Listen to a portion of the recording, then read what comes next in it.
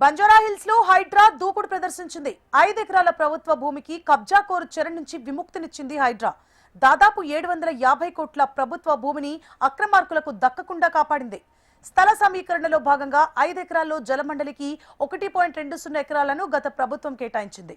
అయితే 1.2 ఎకరాలతో పాటు మొత్తం 5 ఎకరాలు తనవే అంటూ పార్థసారథి అనే వ్యక్తి కోర్టుకెక్కారు.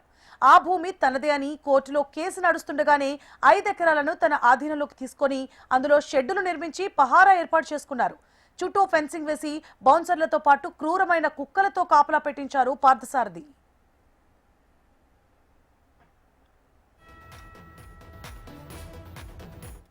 ఇక ప్రభుత్వ భూమిలోనే అడ్డా వేసుకుని మద్యం సేవించి నిత్యం భయభ్రాంతులకు గురిచేస్తున్నారని, దీంతో పాటు అనేక ప్రాంతాలకు తాగునీరు అందించేందుకు వాటర్ రిజర్వాయర్ నిర్మించాలని జలమండలి చేపట్టిన ప్రయత్నాలను అడ్డుకున్నారని జలమండలి అధికారులు, రెవెన్యూ అధికారులు హైడ్రా కమిషనర్ రంగనాథ్కు ఫిర్యాదు చేశారు.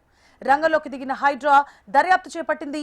403 సర్వే నంబర్లో ప్రభుత్వ స్థలం ఉండగా దానిని 403/52 పేరుతో పార్థసారథి ఆక్రమణలకు పాల్పడినట్లు హైడ్రా గుర్తించింది. అన్రిజిస్టర్డ్ సేల్ డీడ్ తో 5 ఎకరాల ప్రభుత్వ భూమి తనదేనంటూ పార్థసారథి ఆరోపిస్తున్నట్లు గుర్తించారు. దీంతో పార్థసారథిపై బంజారాహిల్స్ పోలీస్ స్టేషన్లో 4 క్రిమినల్ కేసులు పెట్టారు జలమండలి, రెవెన్యూ అధికారులు. షేక్పేట్ రెవెన్యూ అధికారుల లేఖతో స్పందించిన హైడ్రా భారీ బందోబస్తు మధ్య ఆక్రమణలు తొలగించింది. పార్థసారథి వేసిన ఫెన్సింగ్ తో పాటు లోపల ఉన్న షెడ్డులను హైడ్రా తొలగించింది. 5 ఎకరాల చుట్టూ ఫెన్సింగ్ ఏర్పాటు చేసి ప్రభుత్వ భూమిగా పేర్కొంటూ బోర్డులను ఏర్పాటు చేసింది Hydraa.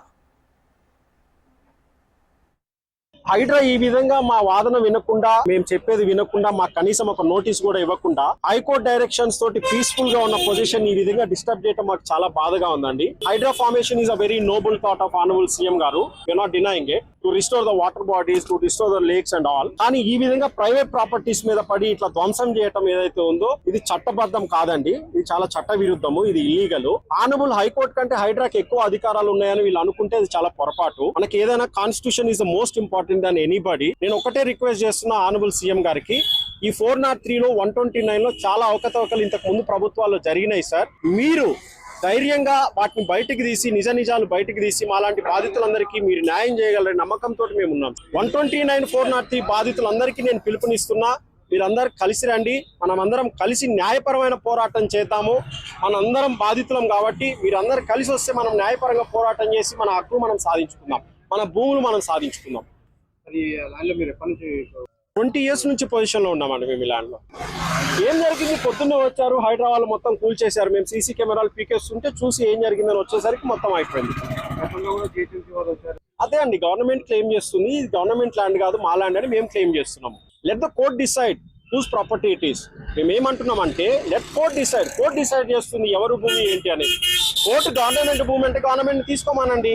There is a due process of law follow అవ్వకుండా ఈ విధంగా పీస్ఫుల్ పొజిషన్ డిస్టర్బ్ చేయటము చట్టబద్ధం కాదు, చట్ట విరుద్ధము అంటున్నాను మేము.